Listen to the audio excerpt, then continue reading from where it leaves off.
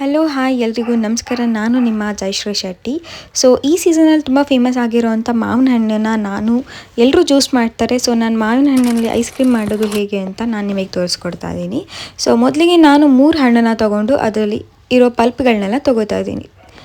So ಪಲ್ಪ್ನು ತೊಗೊಂಡು ನಾನು ಇದನ್ನು ಮಿಕ್ಸಿಗೆ ಹಾಕ್ಕೋತೀನಿ. ಬರೀ ಪಲ್ಪ್ನ ಮಾತ್ರ ತೊಗೊಳ್ಳಿ, ಇಲ್ಲಿ ಸಿಪ್ಪೆ ತೊಗೋಬೇಡಿ.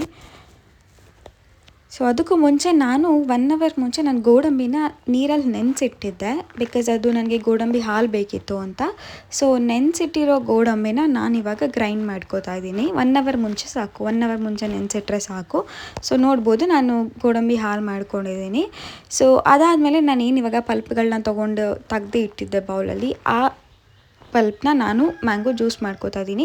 ಸೊ ಗೈಸ್, ಇಲ್ಲಿ ಒಂಚೂರು ನೀರು ಹಾಕದೆ ಇದನ್ನು ಜ್ಯೂಸ್ ಮಾಡ್ಕೋಬೇಕು, ಒಂಚೂರು ನೀರು ಹಾಕಿ ಜ್ಯೂಸ್ ಮಾಡ್ಕೋಬೇಕು.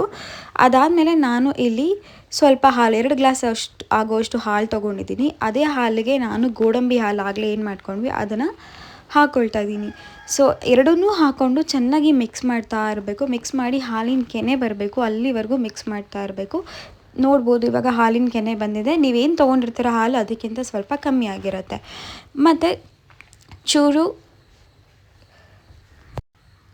ಯಾಲಕ್ಕಿ ಪೌಡರ್ನ ಮಾಡ್ಕೊಂಡಿದ್ದೆ. ಸೊ ಇದು ಹಾಲಿನ ಕೆನೆ ಪೂರ್ತಿ ಬರಬೇಕು. ಹಾಲಿನ ಕೆನೆ ಪೂರ್ತಿ ಬಂದಮೇಲೆ ಅದು ಕ್ರೀಮಿ ಥರ ಬರುತ್ತೆ. ಅದು ಬಂದಮೇಲೆ ಯಾಲಕ್ಕಿ ಪೌಡರ್ ಸ್ವಲ್ಪ ಒಂದು 1/2 ಸ್ಪೂನ್ ಅಷ್ಟೇ ಯಾಲಕ್ಕಿ ಪೌಡರ್ ಮತ್ತು ಬೆಲ್ಲನ ನಾನು ಒಡೆದಿಟ್ಕೊಂಡಿದ್ದೆ. ಸೊ ಪುಡಿ ಆಗಿರೋ ಬೆಲ್ಲನ ಎರಡನ್ನೂ ನಾನೀಗ ಚೆನ್ನಾಗಿ ಮಿಕ್ಸ್ ಮಾಡ್ತೀನಿ. ಅದಾದಮೇಲೆ ನಾನು ಮಾವಿನ ಹಣ್ಣನ್ನು ಏನು ಜ್ಯೂಸ್ ಮಾಡಿ ಇಟ್ಕೊಂಡಿದ್ದೆ ಅದನ್ನು ಹಾಕ್ತೀನಿ. ಸೊ ಇದಿಷ್ಟನ್ನು ಇವಾಗ ಚೆನ್ನಾಗಿ ನಾನು ಮಿಕ್ಸ್ ಮಾಡ್ಕೊಳ್ತೀನಿ ಫುಲ್ಲು ನೈಸಾಗಿ.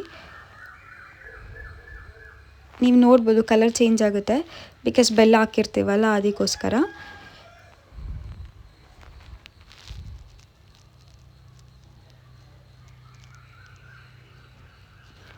ನೋಡಿ ಇವಾಗ ಅದು ಹಾಲಿನ ಕೆನೆ ಹಾಕಿರೋದಕ್ಕೆ ಎಷ್ಟು ಕ್ರೀಮಿ ಥರ ಬಂದಿದೆ ಇವಾಗ.